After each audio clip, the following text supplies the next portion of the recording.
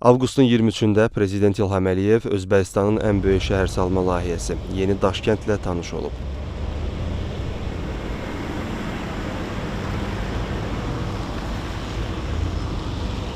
Layihə ölkə iqtisadiyyatının, investisiya siyasətini, nəqliyyat sistemini, təhsili, ekologiyanı və rəqəmsal texnologiyaları vahid məkanda birləşdirən yeni şəhərsalma modelidir. Layihə tam yekunlaşdıqdan sonra 260 mindən çox yeni iş yerinin yaradılması nəzərdə tutulur. Hazırda tikinti sahələrində 10 mindən çox işçi çalışır. Yeni Daşkənddə tətbiq edilən mühüm innovativ həllərdən biri elektrik enerjisinin istehsalı, istilik və soyutma proseslərinin vahid texnoloji zəncir çərçivəsində idarə olunduğu trigenerasiya texnologiyasıdır. Ərazidə 60-dan çox dövlət qurumu üçün müasir inzibati binalar, mehmanxanalar, restoranlar, xidmət mərkəzləri, biznes kompleksləri, turizm obyektləri, Yeni Özbəkistan Universiteti, Özbəkistan Milli Kitabxanasının yeni kompleksi, elmi laboratoriyalar, multimedia mərkəzləri, muzeylər, idman qurğuları və tələbə şəhərciyi inşa edilir. Burada inşa olunan Şərq Baharı kompleksi Mərkəzi Asiyanın ən iri yaşayış layihələrindən biri olacaq. Ərazisi 95 hektar olan kompleksdə təxminən 15 min mənzilin inşası planlaşdırılır.